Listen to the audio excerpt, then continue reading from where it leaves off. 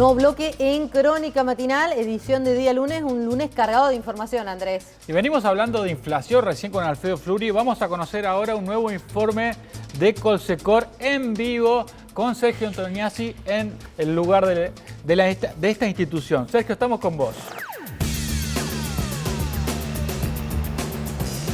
Y ya más de 20 años trabajando, Colsecor, la fundación, y un trabajo que tiene que ver con los estudios estadísticos, con tratar de explicar, describiendo los fenómenos que hacen no solamente a los duros números de la economía, sino también a la calidad de vida. Informe que dentro de poco tendremos información respecto de él. Pero el reporte mensual de precios y la comparación con los índices inflacionarios y los incrementos es lo que ha estado trabajando últimamente.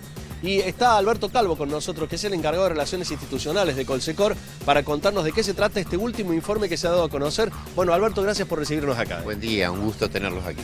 Bueno, el INDEC da números de la inflación. Ustedes relevan otros, por ejemplo, en una cantidad importante de localidades del interior. Sí, en 52 localidades, en 7 provincias, llevamos adelante ya cumpliendo un año el relevamiento de precio, el comportamiento de los valores de aquellos elementos que componen la canasta básica de alimentos.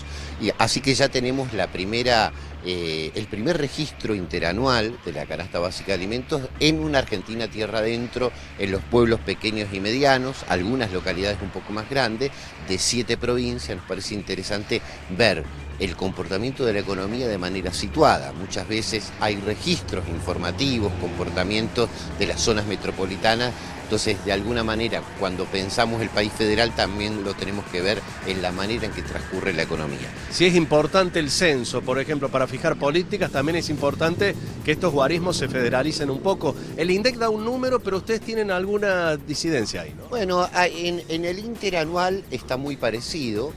Si uno considera julio 2021 contra junio 2022, en los 12 meses, INDEC dio una canasta básica de alimentos de 63,7 y la nuestra dio 63,3. La diferencia está en el primer semestre de este año, donde tenemos un 41% en cuanto a los incrementos de lo que arrojó INDEC, contra un 47% de este reporte de valores de la canasta básica de alimentos en estas 52 localidades. Respecto a junio, y si lo comparamos con mayo, hubo un incremento del 3,9%. Esto indica que claramente hay un proceso de inflación que escala aceleradamente. Y si volvemos al punto de lo interanual, el elemento de la canasta básica de alimentos que más incremento tuvo fue el pollo, con un 90%, donde claramente se transformó en el elemento de sustitución de la carne vacuna, donde hoy el precio promedio de la carne vacuna duplica al del pollo. En ese desagregado, a ver, veamos, por ejemplo, legumbres. Legumbres, bueno, cereales y legumbres fue el que menos incremento tuvo. Y el segundo elemento seguido al pollo, que fue el que más incremento registró, fue frutas y verduras, que también tiene la alteración de lo temporal, que es natural esto, ¿no? En esta canasta básica también hay precios diferenciados, ¿no? Lo que cuesta, por ejemplo, no sé, un litro de combustible en Buenos Aires es diferente a lo que cuesta en el resto del país. Sí, hay diferencias. Nosotros ahí también vemos que muchas veces los incrementos suceden de manera diferente.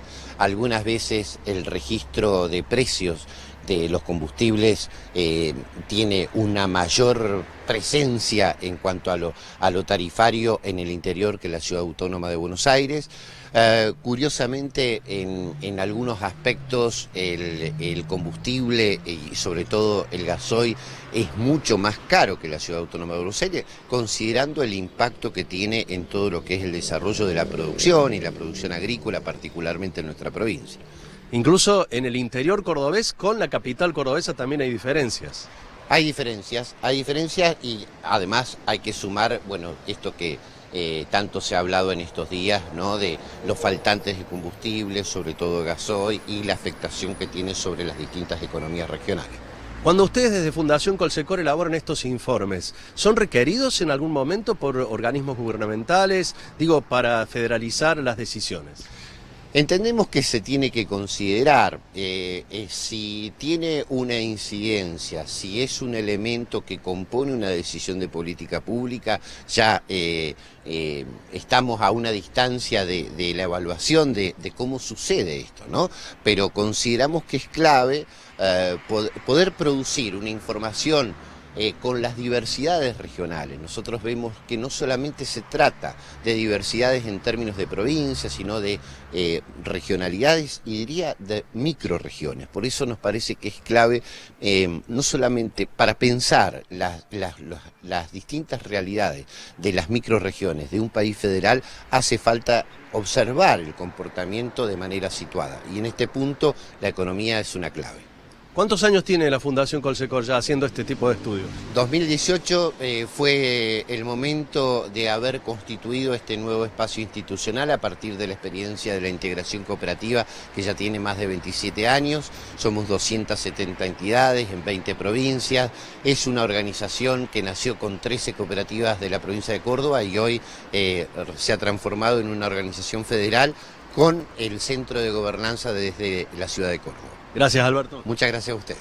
Fíjense la trayectoria, ¿no?, de la Fundación Colsecor para tener en cuenta los análisis que hacen. Y próximamente volveremos a visitarlos. ¿Por qué? Porque se viene una nueva edición de su informe sobre calidad de vida, en el que Colsecor es pionera desde esta fundación y a nivel nacional haciendo este tipo de estudios. Volvemos con ustedes.